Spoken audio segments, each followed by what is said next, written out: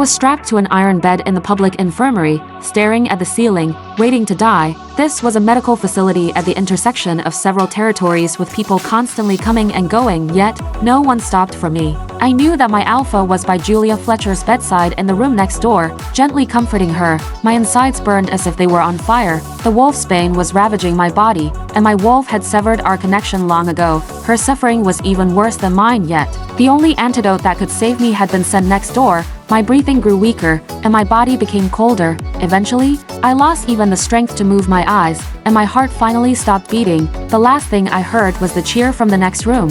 It meant Julia had recovered from the wolfsbane at the cost of my life. I was unwilling to accept it. A mysterious force tore me from my body, turning me into a ghost unseen by all, able to pass through walls. I leaned through to the next room and saw my alpha, Royce Blackwell, tightly embracing his first love, Julia. He kissed her forehead tenderly. Even though my heart had stopped, I still felt the crushing agony of betrayal. He was my mate, my alpha, and my fated soulmate. I wanted to ask him if he was ever worried about me even for just a second while I lay in the infirmary, teetering between life and death. The answer was obvious. Royce had mobilized nearly all our people to search for the antidote for Julia. In the end, I was the one who found it. To keep me from interfering with Julia's treatment, he had his men seize the herbs from me and lock me away, refusing to hear anything I said. He believed I had faked my poisoning just to withhold Julia's cure and watch her die. I kept pleading, trying to get the healers to vouch for me, but Royce stripped them of their right to practice medicine. He said, "I don't want a liar sitting in a healer's position." An alpha had absolute authority. I was powerless against his will. When the wolfsbane took hold, I writhed in pain while my wolf trembled in my chest. I had failed her. All I could do was beg through our mind link, "Royce, I won't oppose you anymore. Whatever you say is right.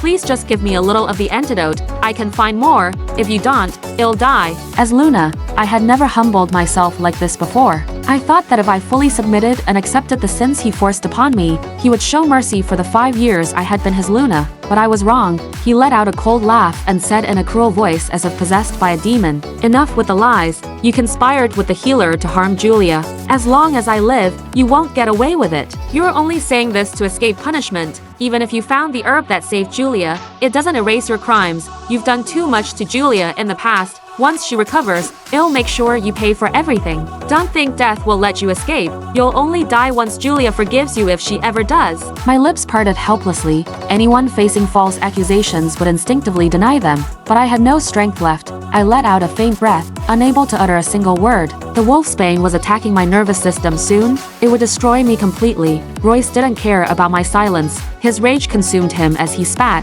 "You disgust me." No matter how many times I tried to reach him through our link, he never responded again. The room was deathly silent. I heard my bones cracking as the wolfsbane took its toll, and just like that, my love for Royce shattered. He looked at me now with the same disdain one would give a stray dog. I still remembered how he had gently pulled me into his arms, kissed my ear, and nuzzled my neck when he first marked me. He had once told me I was the most beautiful she-wolf in the world and that he wanted me to be his Luna forever. He had also mentioned that I was a gift from the moon goddess, the most important person in his life, and his only unconditional love. But in front of Julia, those vows crumbled like dust.